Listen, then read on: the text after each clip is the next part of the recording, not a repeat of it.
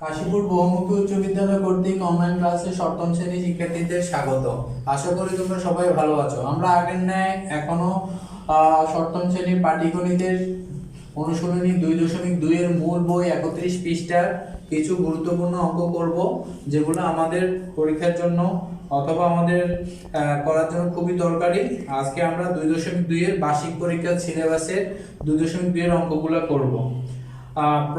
পৃষ্ঠা নং 31 পৃষ্ঠায় তোমরা যখন করবে বইটাকে সামনে রেখে প্রশ্নগুলো ধরে করবে। আমরা সমাধানটা বোর্ডে থাকবে, ওখান থেকে ধরে বুঝে করবে। আমি প্রশ্নগুলো পড়ে দিচ্ছি। আগে আমরা 1 নম্বর অঙ্কটা করব। 1 নম্বর প্রশ্নটা হচ্ছে, একজন দোকানদার প্রতি মিটার 200 টাকা দরে 5 মিটার কাপড় ক্রয় করে প্রতি মিটার 225 টাকা বিক্রি করলে কত টাকা লাভ হয়েছে? আমি মুখে বলি, একজন দোকানদার প্রতি মিটার 200 টাকা করে কাপড় কিনে 225 টাকা বিক্রি করেন। তো 225 টাকা বিক্রি করেন, এ থেকে বোঝা যাচ্ছে যে 200 টাকা জিনিসটা যদি আমরা 225 টাকা বিক্রি করি, এতে আমাদের লাভ হয়। তাহলে আমাদের 5 মিটার কাপড়ে কত লাভ হবে সেটা বের করতে হবে। যেহেতু আমাদের 200 টাকার জিনিস 225 টাকা বিক্রি করছি, সেহেতু আমাদের অঙ্কটায় লাভ হয়েছে। 1 নম্বর অঙ্ক।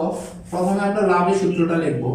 আমরা লাভ ক্ষতির অঙ্কের সূত্রতে জানি, লাভের সূত্রটা হচ্ছে বিক্রয় মূল্য বিয়োগ ক্রয় মূল্য। আমাদের বিক্রয় মূল্য হচ্ছে 225 টাকা আর আমাদের ক্রয় মূল্যটা ছিল 200 টাকা। তাহলে আমাদের লাভ হচ্ছে 25 টাকা। আমরা 200 টাকা দরে কাপড় ক্রয় করে 225 টাকা বিক্রি করাতে আমাদের 25 টাকা লাভ হয়। তাহলে আমরা কত মিটার কাপড় ক্রয় করেছিলাম? 5 মিটার। তাহলে 1 মিটারে যদি 25 টাকা লাভ হয়, 5 মিটারে কত টাকা লাভ হবে? আমরা লিখব 1 মিটারে লাভ হয় সমান 25 টাকা।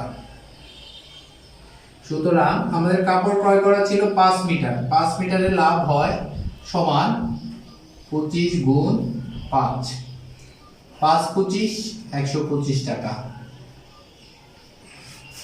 একেবারে সহজ একটা অঙ্ক।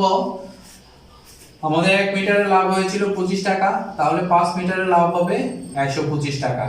এটার উত্তর এখানে শেষ।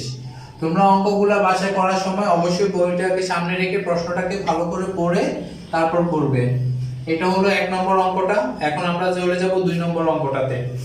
2 নম্বর অঙ্কটা ছিল, একজন কমলা বিক্রেতা প্রতি হালি 60 টাকা দরে 5 ডজন কমলা কিনে প্রতি হালি 50 টাকা দরে বিক্রি করলে তার কত ক্ষতি হয়েছে? যেহেতু এখানে ডাইরেক্ট লেখা আছে ক্ষতি হয়েছে, তাহলে বুঝতে হবে আমাদের অঙ্ক এটাতে ক্ষতি হয়েছে। তাহলে এখানে আমরা যখন লাভের সূত্র বসেছি, তখন আমরা ক্ষতি সূত্র বসাবো।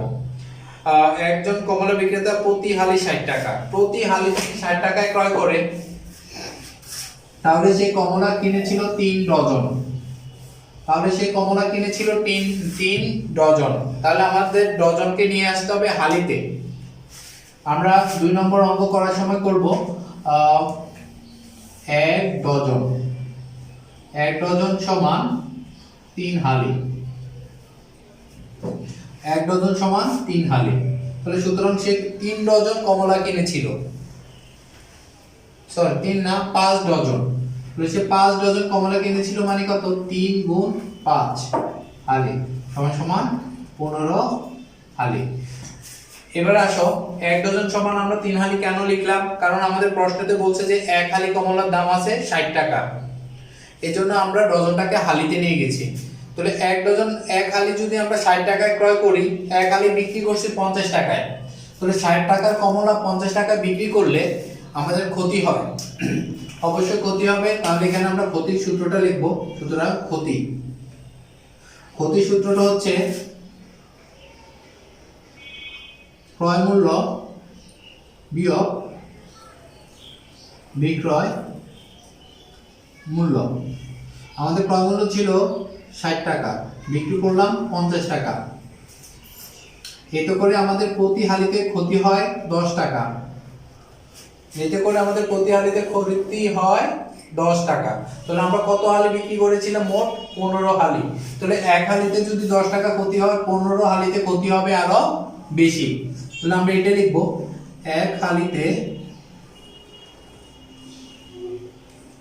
ক্ষতি হয় সমান 10 টাকা। সুতরাং 15 হালিতে ক্ষতি হয় সমান 10 গুণ 15, 150 টাকা। তাহলে আমাদের 15 হালিতে মোট ক্ষতি হয়ে গেছে 150 টাকা। কিভাবে আমি আবার বলি, আমরা এক হালি কমলা কিনেছিলাম 60 টাকায়, বিক্রি করেছি এক হালি 50 টাকায়। আমাদের মোট কমলা ক্রয় ছিল 15 হালি, মানে 5 ডজন মানে 15 হালি। তাহলে আমরা প্রতি হালিতে 10 টাকা করে ক্ষতি লস দিয়ে গেছি। তাহলে প্রতি হালিতে 10 টাকা করে লস দিলে আমাদের 15 হালিতে মোট লস হয়ে গেছে 150 টাকা। আশা করি অঙ্কটা বুঝতে পারছো। প্রশ্ন দেখে করবে, তাহলে আরো সহজে বুঝতে পারবে। আমরা 3 নম্বর প্রশ্নটাতে যাচ্ছি। আবারও বলি, মূল বইয়ের 2.2 বার্ষিক পরীক্ষার সিলেবাসের 31 পৃষ্ঠার আমরা মূল অঙ্কগুলো সমাধান করতেছি। এখন 3 নম্বর প্রশ্নটা করে করতেছি। রবি প্রতি কেজি 40 টাকা দরে 50 কেজি চাল কিনে 44 টাকায় বিক্রি 44 টাকা কেজি দরে বিক্রি করলে কত লাভ বা ক্ষতি হবে?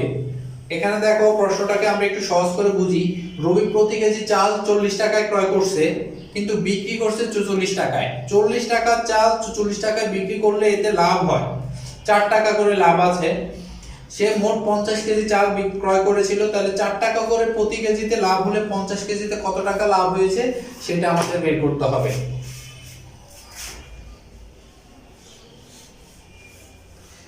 আগের অঙ্কের ন্যায় 3 নম্বর অঙ্কের আমরা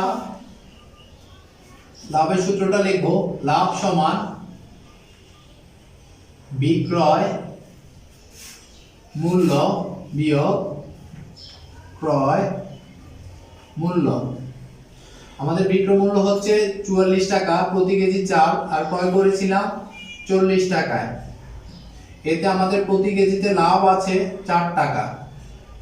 তাহলে আমাদের 1 কেজিতে লাভ আছে 4 টাকা। আমরা চাল কিনেছিলাম 50 কেজি। তাহলে আমরা লিখব 1 কেজিতে লাভ হয় সমান 4 টাকা।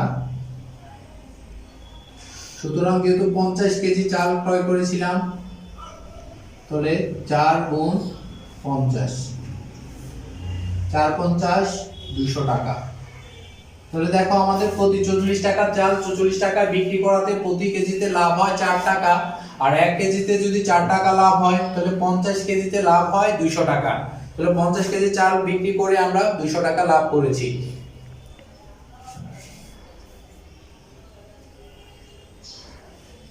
এরপর আসো 4 নম্বর অঙ্কটা। প্রতি লিটার মিল্ক ভিটা দুধ 52 টাকায় ক্রয় করে 55 টাকায় বিক্রি করলে এতে শতকরা কত লাভ হয়? দেখো, এতক্ষণ ছিল আমাদের লাভ ক্ষতির অঙ্কে, এখন কিন্তু ঢুকে গেছে শতকরা। আমরা শতকরা অঙ্ক কিভাবে বুঝবো? শতকরা পার্সেন্ট হার, শতকরা পার্সেন্ট হার, এই তিনটা কথা থাকলে আমরা বুঝবো এটা 100 দ্বারা 100। শতকরা যেমন 100 দ্বারা প্রকাশ করি, হারও 100 দ্বারা প্রকাশ হবে, পার্সেন্টও 100 দ্বারা প্রকাশ হবে। প্রতি লিটার মিল্ক ভিটা দুধ 52 টাকায় ক্রয় করে 55 টাকা দরে বিক্রি করলে শতকরা কত লাভ বা ক্ষতি হবে? এটা একদম আগের মতোই অঙ্ক। আমাদের লাভের সূত্র হবে, যেহেতু আমরা 52 টাকা দুধ, প্রতি লিটার দুধ 55 টাকা বিক্রি করেছি, সেহেতু আমাদের কি হবে? লাভই হবে। ওই লাভের সূত্রটা আমরা মুছলাম না, রেখে দিলাম। লাভের সূত্রটা হচ্ছে বিক্রয় মূল্য বিয়োগ ক্রয় মূল্য। আমরা দুধ প্রতি লিটার বিক্রি করেছি 55 টাকায়, ক্রয় করেছি 52 টাকায়। তাহলে এতে আমাদের প্রতি লিটার দুধে লাভ হয়েছে 3 টাকা। 55 থেকে 52 গেলে 3 টাকা। এখন আমরা বুঝতে পারতেছি যে 52 টাকায় লাভ হয়েছে 3 টাকা, 1 টাকায় কত? যেহেতু শতকরা বলেছে 100 টাকায় কত হবে? তো আমরা লিখব 52 টাকায় লাভ হয় 3 টাকা। 1 টাকা লাভ হয় 52 ভাগের 3 টাকা। সুতরাং যেহেতু শতকরা মানে 100, এর আগে বলছি শতকরা মানে 100, হার মানে 100, পার্সেন্ট মানেও 100। এটা মনে রাখতে হবে। এখানে আমরা ঐকিক নিয়মের মতো 3 গুণ 100 নিচে 52। আমরা 4 দিয়ে কাটবো, 4 25 100, 4 দিয়ে কাটবো, 4 13 52, 4 13 52।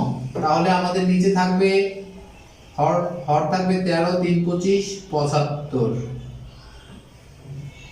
3 25 75। যেহেতু হর থেকে লব বড়, আমরা অঙ্কটা যেহেতু এটা একটা অপ্রকৃতির ভগ্নাংশ, তাহলে এটাকে আমাদের মিশ্র ভগ্নাংশতে নিয়ে যেতে হবে ভাগ প্রক্রিয়ার মাধ্যমে।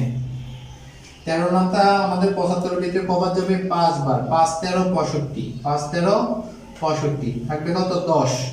তাহলে আমাদের এটা মিশ্র ভগ্নাংশ হয়ে যাবে 5 সমস্ত 13 ভাগে 10%। তাহলে আমাদের 52 টাকায় যদি 3 টাকা লাভ হয়, তাহলে 100 টাকায় শতকরা লাভ হবে 5 সমস্ত 13 ভাগে 10%। 5 সমস্ত 10 ভাগে 13%। এ হলো আমাদের 2.2 এর কয়েকটা অঙ্ক তোমাদের জন্য করে দিলাম 1 থেকে 4 পর্যন্ত। আশা করি তোমরা এই কয়টা অঙ্ক বুঝতে পেরেছো। যদি না বুঝতে পারো ভিডিওটা একটু বারবার দেখবে, কি কি বলেছি, কিভাবে করেছি যোগ বিয়োগ বা কাজ, সেগুলো একটু খেয়াল করবে। আর বাড়িতে অঙ্কগুলা একবার করে নেবে। আর পরবর্তী অঙ্ক যেগুলো আছে পরবর্তী 32 পৃষ্ঠায় যে কয়টা পারবে তোমরা নিজেরা বাড়িতে করে নেবে। আর অঙ্ক করার মধ্যে থাকবে, বাড়িতে পড়াশোনার মধ্যে থাকবে। ভালো থাকবে, সুস্থ থাকবে। আল্লাহ হাফেজ।